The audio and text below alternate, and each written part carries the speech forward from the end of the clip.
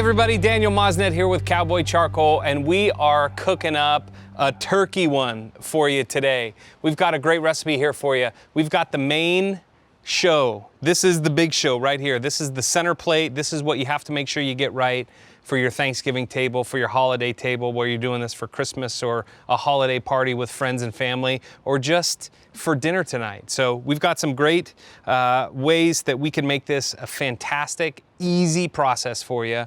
We got our smoke billowing from our pit barrel cooker. That's what we're gonna be cooking on today.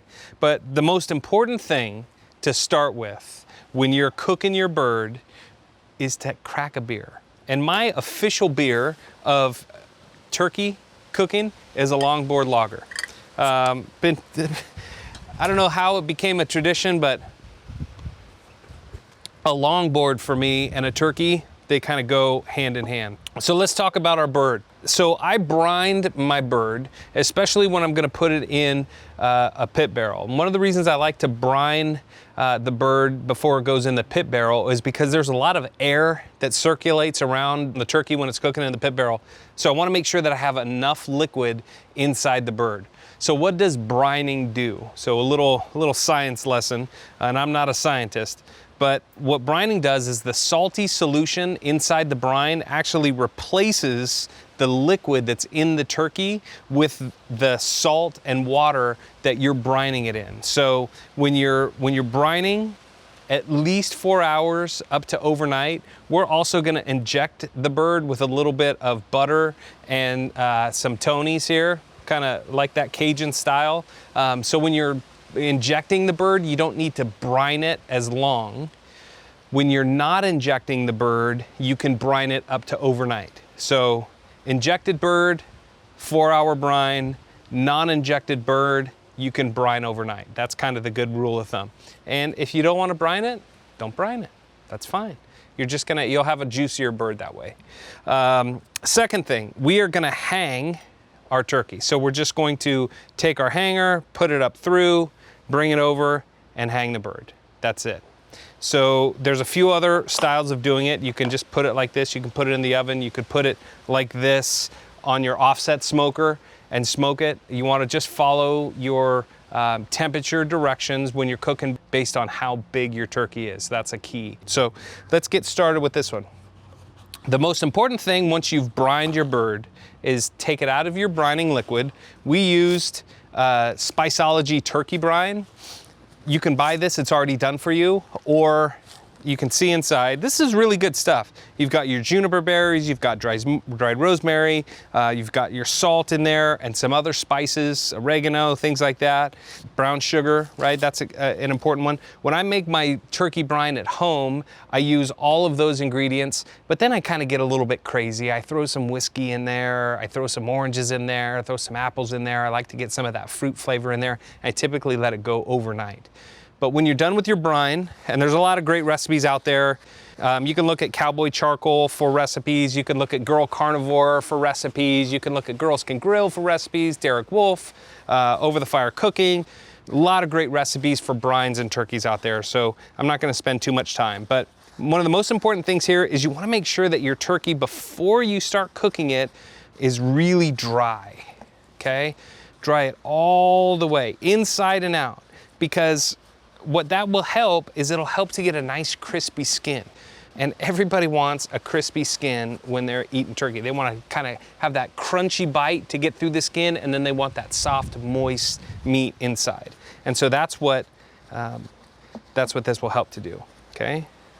Now, once that's done, now let's talk about seasoning, okay? Today we're gonna use our Jack Daniel's pork seasoning, right here.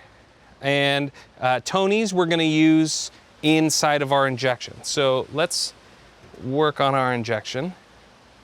We've got some melted butter, just a little bit of butter. Don't forget to marinate the cook here. So we're gonna take our butter and we're gonna add some of our Tony's, about that much or so. Make sure that's nice and well incorporated.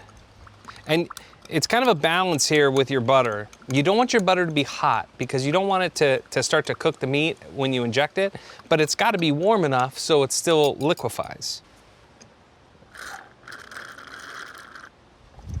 Okay, got a little bit of that in there, and then we're just gonna inject right into the meat. And you can see it kind of fill up some of those pockets in there. All right, you wanna get a couple into the thighs, right into the thigh meat. Try to get down into that drum if you can. There we go. And just take your time, nice and slow. Okay. There we go. All right. And we want to make sure we get some into the breast meat here.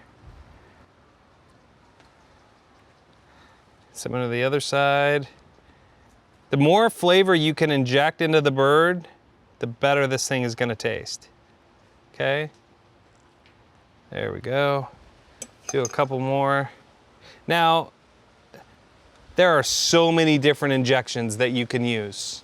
I mean, any different way you want to go. You can do brown sugar and maple injection. You can infuse some oranges in there. So many great recipes out there.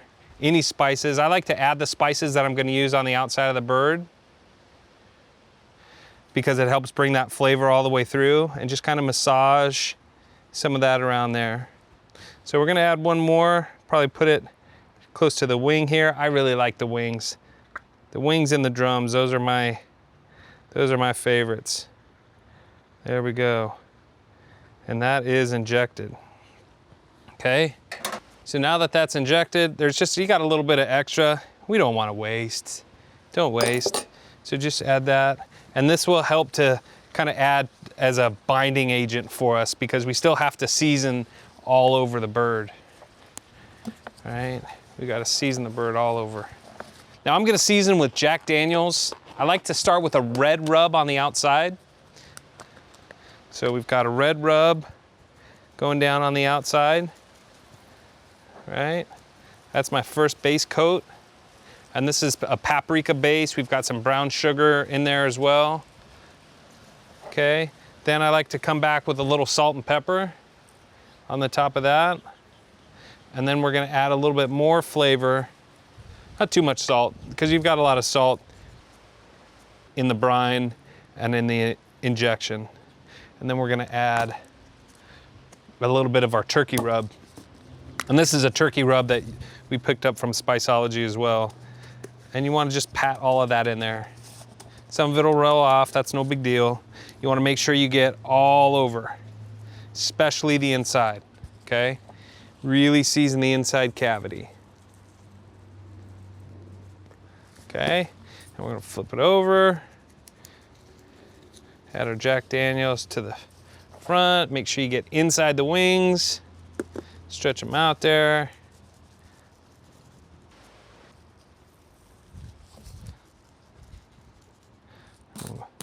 Give them a little bit of that on the outside as well.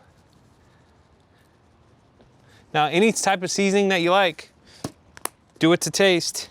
Pit Barrel has a great game seasoning that works really, really well, okay? But the main thing is you wanna make sure you get enough seasoning all over the bird, okay? And then to get the hook in there, you just put it right through. Make sure that it's supporting the legs. I'm gonna flip it over here, and I like to tuck my wings back. I think it cooks a little bit more evenly. There we go, that's it. And that's your bird, pretty simple. We'll head over to our pit barrel. We got a nice about 400-degree temperature going. I'm gonna put him in there. There we go. Right through, well supported.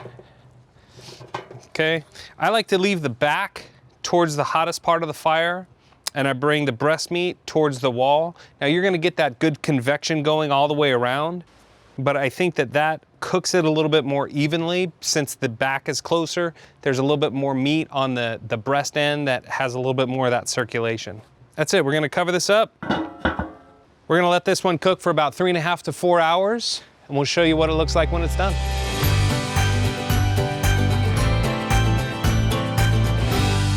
All right, so it's been about 3.5, 4 hours or so on the pit barrel. We just temped it and we are done.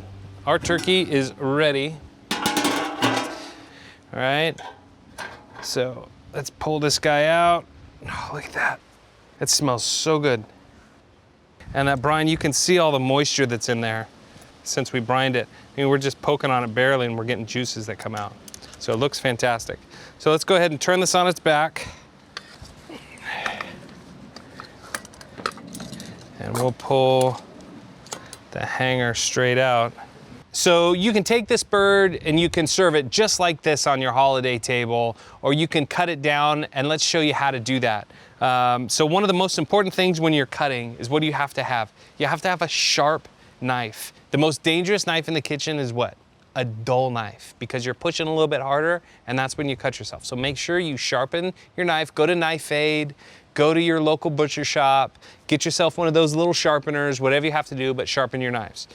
So, okay, here we go.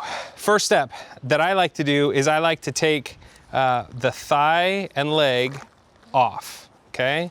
So as we do that, you just want to find your joint and look at how well that's cooked. Bam, easy. Okay, we'll get that out of there. We'll get this one out of there. And we'll just take this right through the joint. Nice and easy. See how we have that nice crisp skin?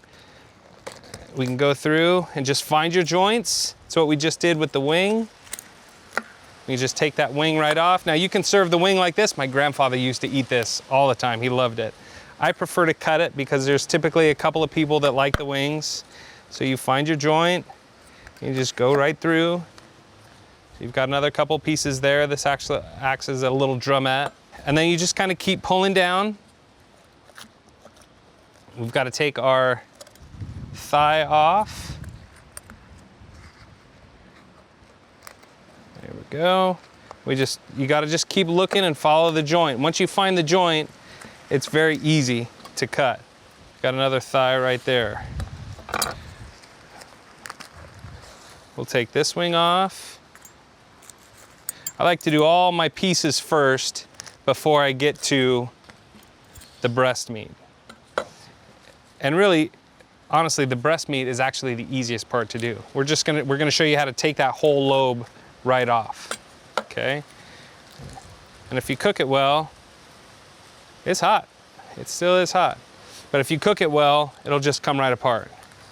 We've got our other thigh right there. We're just following the joint all the way down.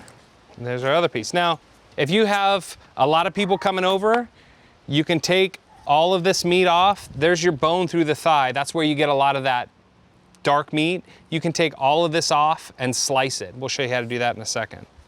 So now we've got most of our parts off, right? We've got some of the pieces of the back. We'll remove that piece. There's some great meat right there in the back too, okay? Now, you just make one nice and easy slice right down the right side of the breastbone and right down the left side of the breastbone, okay? All the way down. Then you carve right through the side. You can see all the bones. There's a bone right there, okay? Very easy to cut through. And you're gonna meet where you just cut down by the side of the breastbone. That's where you'll meet with this slice. And then you'll take the whole lobe off of the breast. So there's one lobe. And the other side, let's turn it around so you can see. You just keep following that side right down, all the way down. And then again, you just keep following the bone all the way around, and you'll be able to take the lobe right off of the carcass. So now you have two beautiful pieces of breast meat right here. You've got your legs, your two thighs, and all your wing pieces. Now, to get all those beautiful pieces of white meat, you just cut on a bias the size pieces that you want. And that's how you cut your bird. Now we let it rest. This one we let rest for about 35, almost 45 minutes. But you can see, leaving it to rest, you can see we don't have a lot of juice running all over the board. All of the juices have gone back into the meat.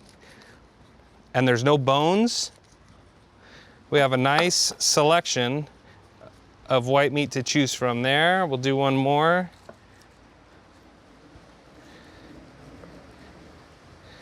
All the way through. And I still have nice crispy skin, which everybody loves. So you can't really do this at the table. So this is a benefit of cutting your bird in the kitchen. If you like, some people like the whole thigh, but if you want to take the thigh meat, there's a bone that's going all the way down through the middle. You have to cut on either side of that bone, all the way down. And either side of this one, all the way down. And that exposes all of that wonderful dark meat. And then you just cut it just like you did the breast. Against the grain. And this one here, you cut against the grain. And now the back has a lot of additional meat on it.